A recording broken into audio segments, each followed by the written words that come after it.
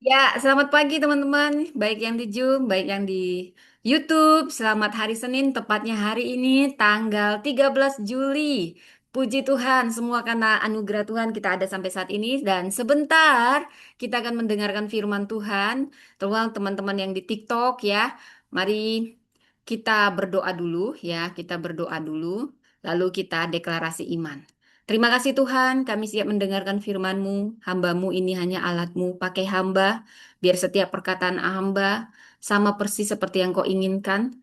Kami patahkan segala kuasa yang coba menghalangi pemberitaan firman Tuhan, dihancurkan kuasanya oleh kuasa darah Yesus. Berkati jaringan internet, wifi, dan semua alat elektronik yang kami pakai dalam online, ibadah online ini. Penuhi hamba-Mu dengan hikmat, otoritas, wibawa ilahi, hikmat dalam pengajaran, hanya kebenaran firman-Mu, firman-Mu yang mengoreksi, menutrisi, mendewasakan kami. Kami menyiapkan hati kami seperti tanah yang subur. Kami bukan hanya pendengar, terutama pelaku yang berdampak untuk kemuliaan Kristus. Di dalam nama Tuhan Yesus kami berdoa. Amin. Selamat pagi Indonesia, selamat pagi teman-teman yang ada di YouTube dan semuanya. Selamat pagi juga yang ada di TikTok saat ini, saudara. Saya ajak kita membaca, saya ajak deklarasi iman dulu ya, saudara ya. Ikuti saya, ada kuasa dalam perkataan. Dalam nama Tuhan Yesus, aku berharga yang dimerdekakan. Dalam nama Tuhan Yesus, aku diampuni, dikasihi, diberkati, dilindungi. Dalam nama Tuhan Yesus, aku makmur, sehat, dan utuh. Dalam nama Tuhan Yesus, aku teguh dalam iman, penuh hikmat. Aku berbakat, percaya diri, kreatif, kompeten. Dalam nama Tuhan Yesus, aku disiplin, fokus, penuh motivasi. Dalam nama Tuhan Yesus, aku diperlengkapi, diurapi, diterima, diakui. Dalam nama Tuhan Yesus, aku pribadi sukses di atas rata-rata karena statusku anak Allah yang maha tinggi. Semua rancangan Tuhan dalam hidupku pasti terjadi. Amin, amin, amin. Saudaraku yang terkasih, saat ini mari kita buka kitab Deborah yang ada di Hakim-Hakim. Saya akan mulai dengan eksegesis. Jadi kita akan mendalam mengeksegesis kitab Deborah. Kita akan belajar kepemimpinan Deborah. Dan Deborah ini pemimpin yang mengubah bangsa melalui otoritas Allah. Jadi latar belakang kitab Hakim-Hakim ini secara keseluruhan saya jelaskan dulu. Ini menggambarkan salah satu masa paling gelap dalam sejarah Israel, yaitu setelah kematian Yosua dan sebelum berdirinya kerajaan Israel. Jadi sebelum Yosua, setelah Yosua mati, masa Israel mengalami kegelapan. Jadi pada masa ini nggak ada rajanya, dan berulang kali ditegaskan bila kita membaca dari Hakim-Hakim 21 ayat 25, pada zaman itu tidak ada raja di Israel. Setiap orang berbuat yang benar menurut pandangannya sendiri. Jadi kalau kita melihat pola kitab Hakim-Hakim ini selalu berulang, Israelnya berdosa, lalu Allah menyerahkan mereka kepada musuh, makanya jangan suka dosa, nanti kamu diserahkan kepada si jahat. Lalu bangsa Israel berseru, kemudian dibangkitkanlah seorang hakim, dan Israel mengalami pemulihan. Dan setelah hakim meninggal, seringkali Israel ini jatuh kembali, ya. Bukan seringkali, itulah kenyataannya. Tegar tengkuk, saudara. Dan pada saat itulah, Deborah muncul pada siklus keempat. Jadi yang bilang perempuan gak bisa jadi pemimpin, Anda salah. Karena di Alkitab banyak pemimpin perempuan. Ya, mungkin jumlahnya lebih banyak laki-laki. Tapi bukan berarti Tuhan melarang perempuan memimpin. Karena kalau demikian maka hapuslah nama Deborah dari Alkitab. Bisakah? Tidak.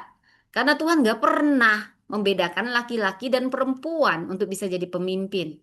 Ya, buktinya Deborah jadi pemimpin, Deborah jadi hakim. Ya, Deborah muncul pada siklus yang keempat, ketika Israel ditindas selama 20 tahun oleh Raja Kanaan, namanya Yabin, dengan panglima perang Sisera. Saudara, Deborah ini satu-satunya perempuan yang eksplisit disebut sebagai nabi, dia nabiah, hakim, dia pemimpin nasional, dia penasehat rohani, dia strategis militer, jadi dia ngerti militer, dan dia sangat kencang keintimannya, deket banget dengan Tuhan. Bisa kita lihat di Hakim-Hakim 6. Ini menjadikan Deborah salah satu model kepemimpinan paling lengkap di Perjanjian Lama. Saya nggak bisa bahas semua, saya hanya ambil ayat kunci Hakim-Hakim 4. Pada waktu itu Deborah seorang nabiah, jadi dia nabiah. Dia juga Lapidot. Dia memerintah sebagai hakim atas orang Israel. Ini identitas kepemimpinan Deborah. Tiga identitas langsung disebut nabiah, hakim, pemimpin Israel. Urutan ini penting bukan menjadi pemimpin karena jabatan politik. Tetapi dia memimpin karena lebih dulu dipanggil. Jadi Allah sendiri yang memanggil Deborah. Kalau Allah anti perempuan jadi pemimpin, dia nggak akan panggil perempuan. Karena banyak laki-laki. Itu membuktikan Allah tidak pernah membedakan laki-laki dan perempuan. Karena kepemimpinan bukan berdasarkan gender. Kepemimpinan adalah panggilan. Maka Anda laki-laki yang berhati kecil, lalu pakai tulisannya Paulus. Aku tidak membiarkan perempuan mengajar. Itu udah kuno banget ya, kuno banget sayang ya. Itu pada zaman itu Anda harus tahu kontekstualnya kenapa dia berbuat demikian. Karena Paulus di sisi yang lain dia mengangkat banyak perempuan jadi pemimpin dan mengakui kepemimpinan perempuan, mengakui kepemimpinan Priscilla sehingga dia memberi penghormatan, menyebut lebih dulu nama Priscilla. Saudara, walaupun itu nama saya makanya saya bangga. Nah, saudara kita lanjut. Jadi ini penting harus dipahami identitas Deborah, Nabiya, hakim, dan pemimpin Israel. Dia bukan menjadi pemimpin karena jabatan, tapi dipanggil, saudara.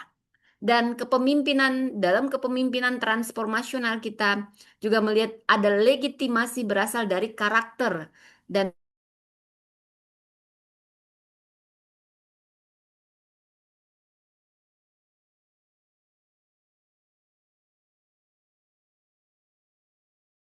panggil, tapi ini yang membawa suara Allah. Wow, jadi ini membawa suara Allah luar biasa. Ada transformational leadership yang mampu karena perempuan itu nggak lihat gender ya. Siapa yang dekat sama Tuhan ya, itu kedekatan keintiman dengan Tuhan ya. Jadi Tuhan memanggil karena dia yang paling intim dengan Tuhan bisa mendengar suara Tuhan sebelum memimpin manusia. Pemimpin besar selalu memiliki dua arah komunikasi. Mendengar Allah, membimbing manusia. Mendengar Allah, membimbing manusia. Memerintah sebagai hakim. Kalau kita gali ke bahasa asli, jangan asal comot ayat. Tapi gali ke bahasa aslinya. Safat tidak hanya berarti mengadili perkara, tetapi ini memimpin, memulihkan, mengarahkan, menyelesaikan konflik, membawa bangsa kembali kepada Allah. Hakim bukan hanya pengadilan, tapi juga agen restorasi. Jadi punya makna dalam bahwa pemimpin bukan hanya menyelesaikan masalah, tetapi juga mengubah sistem. Ada sistem yang dibaharui menjadi lebih baik. Nah, kalau kita baca ayat 5, Hakim-Hakim 4, ayat 5, Deborah biasanya duduk di mana? Pohon kurma. Ini bukan sekedar lokasi, ada makna di sini. Kalau dalam budaya Israel duduk, ini melambangkan dia punya otoritas, dia punya hikmat, dia punya penghakiman, dia stabilitasnya kuat, dan pohon kurma di sini melambangkan keteguhan. Kenapa dia duduk di pohon kurma? Ada banyak pohon yang lain. Karena pohon kurma melambangkan keteguhan, kehidupan, kemenangan. Deborah tidak mengejar rakyat. Rakyat yang datang padanya. Karena Deborah penuh hikmat. Kenapa? Karena dia juga punya integritas yang menarik kepercayaan. Lebih kuat daripada jabatan. Pengaruh lebih kuat. Kita membaca Hakim makin patah. Perhatikan, Deborah tidak berkata, aku berpikir. Ia berkata, bukan Allah Israel memerintahkan. Ini pusat kepemimpinannya. Dia pemimpin transformasional tapi tidak menjual ide pribadinya. Dia membawa visi Allah, bukan visi dirinya, visi Allah. Ini yang penting seorang pemimpin harus pahami. Jadi transformasi sejati dimulai dari visi ilahi, bukan visi sendiri, visi ilahi. Ayat 7, Allah sudah lebih dahulu. Jadi Deborah memimpin berdasarkan janji, bukan keadaan. Pemimpin transformasional itu selalu melihat masa depan yang dijanjikan Allah. Jika engkau ikut aku di ayat 8. Kenapa? Karena Barak percaya pada otoritas rohani Deborah. Nah, kuat banget otoritas rohaninya si Deborah. Jadi pemimpin transformasional ini menciptakan rasa aman. Orang berani melangkah ketika pemimpinnya dipercaya. Kalau di ayat 9, Hakim-Hakim 4 ayat 9, Deborah menjawab, aku akan ikut. Tetapi kemuliaan akan diberikan kepada perempuan. Deborah nggak marah, dia nggak kejar panggung, dia nggak tersinggung, dia tetap berjalan. Dia pemimpin transformasional yang tidak haus penghormatan, yang terpenting baginya kehendak Allah terjadi. Dan kalau di ayat 14, bangunlah, inilah salah satu kata paling kuat dalam bahasa Ibrani, kum, bangkit, berdiri, melangkah, bertindak. Jadi ini transformational leadership selalu menghasilkan tindakan, bukan hanya inspirasi. Deborah tidak hanya berkhotbah, tapi dia menggerakkan bangsa. Hakim-Hakim 4 ayat 15. Allah sendiri mengacaukan tentara Sisera. Jadi pemimpin itu bekerja, tetapi Allah yang memberi kemenangan. Jadi di sini kepemimpinan adalah kolaborasi antara ketaatan kita dan kedaulatan Allah. Kalau kita baca di ayat 21, ya Elah yang membunuh Sisera. Deborah sudah menubuatkannya. Jadi ada pelajaran besar di sini. Pemimpin transformasional tidak harus menjadi pusat kemenangan. Dia memberdayakan orang lain. Dan di pasal 5, ini nyanyian kemenangan Deborah bukan sekedar lagu tapi refleksi teologis. Karena para pemimpin memimpin, nah, bagaimana? Hakim-Hakim 5 ayat 2. Transformasi dimulai saat pemimpin mengambil tanggung jawab. Ya mungkin kita balik ke saya memberi tadi Deborah dari panggilan menuju kemenangan. Jadi inti di sini saya ambil dari Hakim-Hakim 4 dan juga Hakim-Hakim 5 ya. Kita eksegesis tadi. Identitas Deborah ini dia tidak bilang dia ratu, jenderal, penguasa, tapi ibu. Tahukah Anda, ibu itu simbol apa? Perlindungan, pengasuhan, pengayoman, kehidupan, keberanian, kasih. Itulah transformational leadership, bukan dominasi, tapi pembentukan manusia. Hakim-Hakim 5 ayat 12, inti-intinya saja dikatakan bangunlah Deborah. Jadi ini sangat ironis karena Deborah yang membangunkan bangsa. Sekarang bangsa yang membangunkan Deborah. Artinya transformasi itu bersifat menular. Dan di ayat 31, Hakim-Hakim 5:31, demikianlah binasa semua musuhnya Tuhan. Penutup kitab ini penting. Kemenangan bukan untuk Deborah, tapi bagi kemuliaan Allah. Jadi Allah bisa memakai sedia mau laki-laki mau perempuan, siapa saja. Karena Deborah membuktikan Allah tidak dibatasi gender. Allah sendiri yang memilih Deborah seorang perempuan yang menyebut dirinya ibu. Dan jadi yang dilihat Allah dalam diri kita, iman kita, karakter kita, ketaatan kita. Yang kedua, kepemimpinan adalah berasal dari panggilan. Deborah itu dipanggil, baru dia kemudian memimpin. Dipanggil, baru memimpin. Kepemimpinan juga adalah pelayanan. Deborah menjadi ibu bangsa, dia melayani, mengayomi. Dan pemimpin itu menciptakan pemimpin regenerasi. Dia mengangkat Barak, Yael, dan mengobarkan semangat bangsa. Dan ingat, kepemimpinan harus selalu berpusat kepada Allah. Karena kemenangan dikembalikan kepada Allah. Jadi pemimpin transformasional dari Deborah ini, dia mendengar suara Allah sebelum memimpin. Dan dia membangkitkan potensi orang lain. Dia juga mengarahkan seluruh keberhasilan bagi kemuliaan Allah. Ini luar biasa, saudara. Jadi kita tadi udah eksegesis, saya menyebutnya dari panggilan menuju kemenangan. Inilah kepemimpinan transformasional seorang perempuan yang tangguh bernama Deborah yang mengubah bangsa dan tentu dia memberi warisan yang luar biasa. Tadi sudah sangat jelas kita eksegesis Hakim-Hakim 4 sampai Hakim-Hakim 5 walaupun ayat-ayat kunci. Dan dikatakan tadi saya ulang bahwasanya Deborah di Hakim-Hakim 4 ayat 4 diulang dengan jelas. Deborah seorang nabiah memerintah sebagai hakim. Nabiah hakim atas orang Israel. Sebenarnya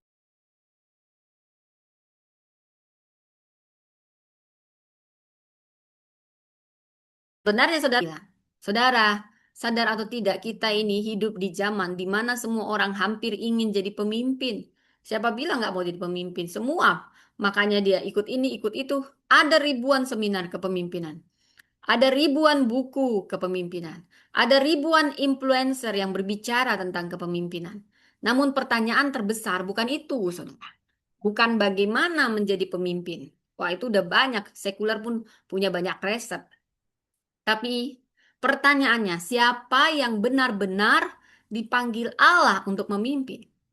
Nah, disinilah kisah Deborah menjadi sangat relevan. Israel saat itu tidak sedang kekurangan tentara. Tentaranya banyak ribuan, bahkan mungkin jutaan. Tapi sedang kekurangan, dia juga tidak sedang kekurangan suku. Sukunya banyak, 12 suku. Dia juga tidak sedang kekurangan penduduk, banyak, saudara. Tetapi yang mereka kekurangan adalah yang mau berdiri di hadapan Allah. Karena pada saat itu zaman kegelapan. Yang mau berdiri di hadapan Allah dulu sebelum berdiri di hadapan manusia. Dan Allah menemukan orang itu. Namanya Deborah, saudara. Dia tidak memulai posisinya dari ambisi. Tapi dia memulai dari panggilan karena Allah yang memanggil dia. Sebagaimana telah kita bahas dalam buku Kepemimpinan Transformasional, panggilan selalu mendahului jabatan. Keputusan-keputusan besar perlu diuji bukan hanya dengan pertanyaan apakah ini kesempatan yang baik, tetapi apakah ini memperbesar kesetiaan kepada Allah atau hanya memperbesar nama saya. Wow, harus jujur saudara. Jadi pada saat itu Israel berada pada titik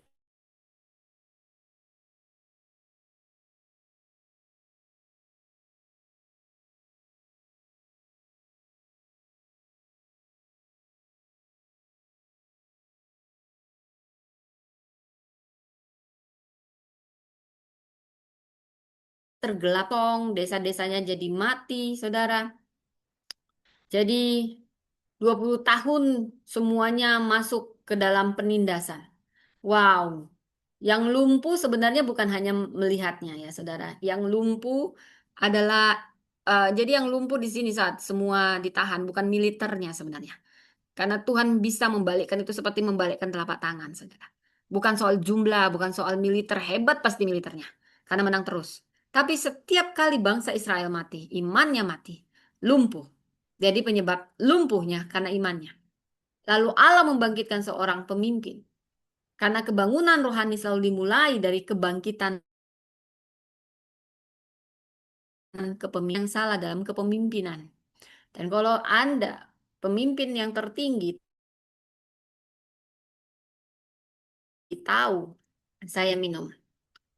Saudara, saya ulang, kebangunan rohani selalu dimulai dari kebangkitan kepemimpinan. Doakan pemimpinmu. Pemimpin itu bukan jabatan, panggilan, dan bisa banyak hal. Banyak aspek. Ya, kemenangan selalu dimulai dari panggilan, bukan jabatan. Saya ulang, kemenangan selalu dimulai bukan jabatan. Dalam Hakim-Hakim 4 ayat 4 diperkenalkan Deborah dengan urutan yang sangat menarik. Bukan Hakim Deborah, tapi dikatakan Nabia Deborah, baru dibilang Hakim Israel. Kenapa? Kenapa mesti begitu, saudara? Karena sebelum memimpin manusia, Deborah lebih dahulu dipimpin oleh Allah. Demikianlah kita seharusnya. Biarkan Allah memimpin kita lebih dulu sebelum kita memimpin. Jangan sok jago. Jangan sok-sok patentengan bahasa Bataknya. Ya, dengarkan suara Allah. Biarkan dia memimpin. Dan Deborah sebelum dia bicara pada Jenderal Barak, dia lebih dulu mendengar suara Tuhan. Apa-apa doa, apa-apa tanya Tuhan, minta hikmat Tuhan. Deborah, pemimpin luar biasa legendaris ini aja melakukan hal yang sama, saudara. Jadi pemimpin transformasional tidak dimulai dari kemampuan berbicara, itu bagus, tapi bukan itu. Tetapi dari kemampuan mendengar. Kalau kamu mendengar baru didengar, itu luar biasa. Lebih perkuat untuk mendengar. Dan kalau dalam buku saya menyebut ini audit panggilan. Jadi setiap keputusan harus diuji. Apakah ini memperbesar kesetiaan kepada Allah atau memperbesar ego kita? Saudara banyak, coba dihitung berapa banyak pemimpin hari ini sibuk mengejar posisi. tetapi lupa menjaga hadirat Tuhan. Mengejar, mencari mezbah, mengejar pengaruh, em, mencari kesetiaan. Jabatan itu dapat diberikan manusia, tetapi panggilan hanya diberikan Allah. Ya, panggilan hanya dari Allah. Yang kedua, kemenangan dimulai saat beban berubah menjadi visi. Ada beban di situ, lalu berubah jadi visi. Deborah melihat penderitaan bangsanya. Namun dia tidak berhenti ngeluh-ngeluh, bangsaku Tuhan, bangsaku, ngeluh aja. Dia membawa beban itu kepada Tuhan. Aku tahu Tuhan, di dalammu ada jalan keluar. Sembah Tuhan. Dia akan membawa beban itu kepada Tuhan sehingga beban itu menjadi visi. Saudara, beban yang dibawa kepada Tuhan akan menjadi visi yang luar biasa. Dalam buku ini saya jelaskan bahwa keluhan tidak boleh menjadi identitas seorang pemimpin. Beban harus dibawa kepada Allah sampai berubah menjadi arah yang dapat dikerjakan bersama. Orang biasa melihat masalah, tetapi pemimpin selalu melihat potensi, peluang, kemungkinan. Kalau orang biasa, misalnya dia melihat kereta besi, dia hanya melihat, oh itu kereta besi. Tapi orang yang dipanggil Allah, orang yang intim dengan Allah, bahkan dia bisa melihat bahwa itu sosok Allah. Tangan Allah sedang bekerja di kereta besi itu.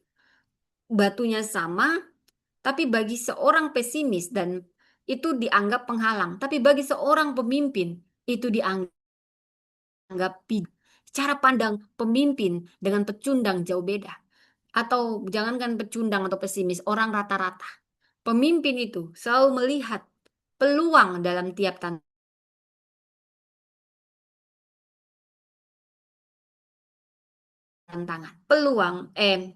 Tantangan dalam peluang, saudara.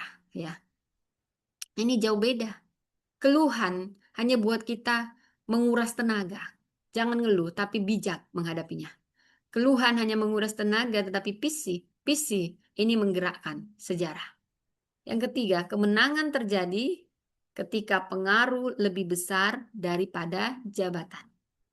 Kemenangan terjadi ketika pengaruh lebih besar daripada jabatan.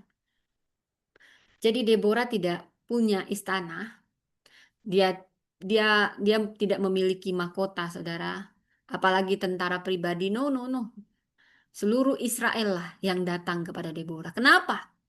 Karena karakter Deborah lebih kuat daripada kekuasaan. Orang-orang tahu ini orang dekat sama Allah. Bisa dengar suara Allah. Dia mencerminkan karakter Allah. Pengaruhnya besar sekali. Dalam buku saya, di bab 3, saya menegaskan bahwa pengaruh adalah kapasitas moral untuk menggerakkan keputusan. Ini melindungi kehidupan dan memperbesar kebaikan, sekalipun jabatan terbatas. Pengaruh adalah kapasitas moral kita untuk menggerakkan keputusan, melindungi kehidupan dan memperbesar kebaikan, sekalipun jabatan terbatas. Deborah membuktikan prinsip itu ribuan tahun sebelum teori kepemimpinan modern lahir. Dia tidak memimpin karena memiliki kursi. Dia memiliki pengaruh karena apa? Karena dekat dengan Allah, karena berintegritas. Saudara, dunia menghormati jabatan, tapi ingat, Allah menghormati karakter. Orang mengikuti jabatan mungkin karena kewajiban. Mereka mengikuti karakter karena kepercayaan. Kemenangan datang ketika pemimpin memberdayakan orang lain. Saya ulang, kemenangan datang ketika pemimpin memberdayakan orang lain. Ayo berdayakan orang, kembangkan orang. Jangan terusik dengan potensi-potensi orang. Deborah nggak ngambil semua peran.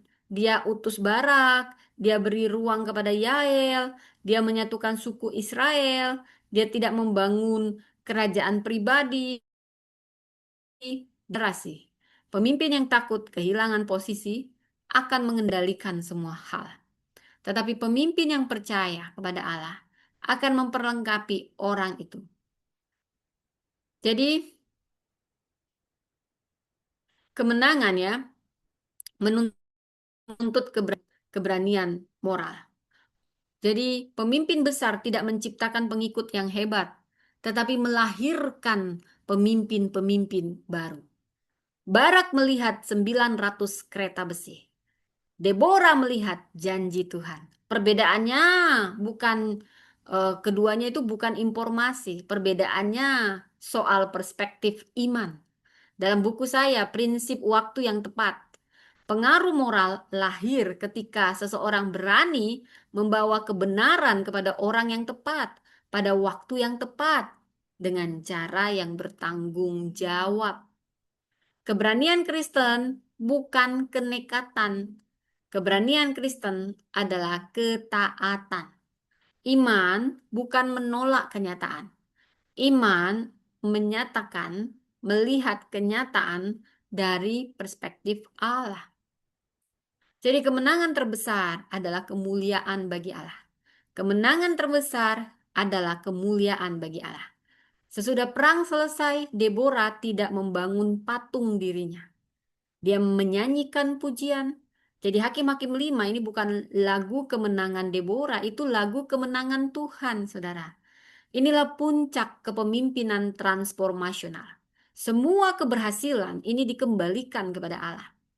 Karena pemimpin terbesar bukan yang namanya dikenang, melainkan yang hidupnya menyebut nama Tuhan dan nama Tuhan semakin dimuliakan. Saudara, hari ini dunia membutuhkan lebih banyak Deborah. Bukan hanya perempuan seperti Deborah, tetapi laki-laki dan perempuan yang punya hati seperti Deborah. Pemimpin yang berlutut sebelum berdiri, berlutut sebelum berdiri, mendengar sebelum bicara, mendengar sebelum bicara, melayani sebelum memerintah, melayani sebelum memerintah, membangun warisan, bukan sekedar reputasi. Itulah pemimpin. Karena pada akhirnya warisan terbesar kita sebagai pemimpin bukan gedung yang kita bangun, bukan organisasi yang kita besarkan, bukan jabatan yang kita pegang, tapi kehidupan yang diubahkan melalui ketaatan kita kepada Allah. Hari ini Tuhan tidak sedang mencari orang yang paling terkenal. Dia mencari orang yang paling setia. Mungkin Tuhan tidak memanggil kita memimpin sebuah bangsa seperti Deborah, tetapi Tuhan memanggil kita memimpin keluarga kita, gereja kita, kampus, organisasi, perusahaan atau komunitas yang Tuhan percayakan. Jadi pertanyaannya bukan lagi apakah saya cukup besar untuk dipakai Tuhan, bukan. Apakah saya cukup taat untuk berkata, ya utuslah aku. Saudara, kemenangan tidak dimulai saat musuh dikalahkan. Kemenangan dimulai ketika seorang pemimpin memilih taat kepada panggilan Allah dari panggilan lahirlah pengaruh. Dari pengaruh lahirlah transformasi. Dari transformasi lahirlah hanya nama Tuhan yang dimuliakan. Saudara, saya simpulkan, jadi dari kepemimpinan transformasional ini kita belajar bahwa Allah bisa memakai siapa saja. Kepemimpinan itu berasal dari panggilan. Kepemimpinan itu adalah pelayanan. Pemimpin harus menciptakan pemimpin dan kepemimpinan harus selalu berpusat kepada Allah. Bila kita bandingkan dengan apa kata sekuler, hubungannya ini dengan kepemimpinan transformasional, yaitu teori modern, Deborah sudah menunjukkan keempat dimensi utamanya. Idealized influence, pengaruh teladan, integritas dan kehidupan yang membuat bangsa datang mencari hikmatnya. Inspirational motivation, motivasi inspirasional, dia menyampaikan visi Allah dan membangkitkan keberanian Barak untuk bertindak. Intellectual stimulation, stimulasi intelektual, dia mengubah cara berpikir bangsa dari ketakutan menuju iman kepada janji Tuhan. Individualized consideration, perhatian personal, dia mendampingi Barak, memberdayakan Yael, dan menyebut dirinya ibu pimpinan yang membina dan memulihkan. Pemimpin transformasional mendengar suara Allah sebelum memimpin manusia. Dengar suara Allah sebelum memimpin. Tanpa keintiman dengan Tuhan, omong kosong itu semua. Kepemimpinan akan kehilangan arah. Pemimpin transformasional membangkitkan potensi orang, bukan ngecil-ngecilin potensi orang, bukan batas-batasi potensi orang, bukan menganggap potensi orang sebagai ancaman, tapi bangkitkan, kembangkan, bangkitkan, kembangkan. Deborah tidak mencari ketenaran, tetapi mempersiapkan Barak dan membuka ruang bagi Yael untuk menjadi bagian dari karya Allah. Saudara, pemimpin transformasional mengarahkan seluruh keberhasilan pada kemuliaan Allah. Kemuliaan Allah itu senternya. Keberhasilan itu bukan tentang membangun nama pemimpin, tetapi tentang meninggikan nama Tuhan. Dari Deborah, kita melihat teladan kepemimpinan transformasional yang akarnya dari panggilan Allah dan dibentuk oleh karakter yang saleh, diwujudkan melalui keberanian mengambil keputusan dan menghasilkan transformasi nasional. Kepemimpinannya memperlihatkan bahwa pemimpin sejati bukan hanya menyelesaikan krisis, bukan, tetapi membentuk manusia, membangkitkan iman, menggerakkan komunitas menuju ketaatan kepada Allah, mengembalikan seluruh kemuliaan kepadanya. Karena itu, Deborah menjadi salah satu model kepemimpinan Alkitab yang paling kuat untuk menjelaskan kepemimpinan transformasional, khususnya dalam konteks pembentukan pemimpin perempuan yang memimpin dengan hikmat, keberanian, integritas, ketergantungan pada Tuhan. Wow, luar biasa sekali ketika kita belajar tentang Deborah. Tapi nggak bisa kita lanjut. Sekian dulu tentang Deborah. Mari kita berdoa. Tuhan, kami mau seperti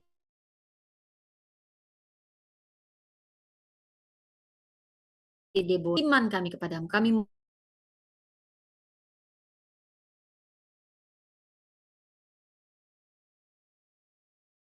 mau sebelum memerintah. Tuntun kami semua pemimpin penuh hikmat, otoritas, wibawa ilahi. Karakter kami semakin dipertajam setiap keputusan kami berdasarkan apa yang menjadi kehendak Tuhan. Terima kasih Tuhan. Biar setiap pemimpin diberkati, bangsa kami diberkati, ada transformasi terjadi di Indonesia. Pulihkan Indonesia, pulihkan kepemimpinan di Indonesia, berintegritas, takut Tuhan. Ada transformasi, kami berdoa Indonesia dipulihkan, keadilan ditegakkan, pemimpin-pemimpin takut akan Tuhan. Berkati Indonesia, berkati negara kami, berkati Bapak Presiden kami, wakil, semua staf menteri. Beri hikmat-Mu Tuhan, beri rasa takut akan Tuhan, menjunjung tinggi keadilan, kebenaran, dan ada transformasi atas bangsa ini. Kami berdoa untuk Indonesia, diberkati Indonesia, karena para pemimpinnya takut akan Tuhan, hormat akan Tuhan, mendengarkan suara Tuhan. Pulihlah bangsa kami. Di dalam nama Tuhan Yesus kami berdoa. Amin, amin, amin. Sekian dulu firman Tuhan pagi ini saudara. Tuhan Yesus memberkati. Saya tutup. Anda bisa dengar kembali di YouTube. Saya tutup. Bye-bye teman-teman yang di YouTube. Terima kasih. Tuhan memberkati. Selamat beraktivitas.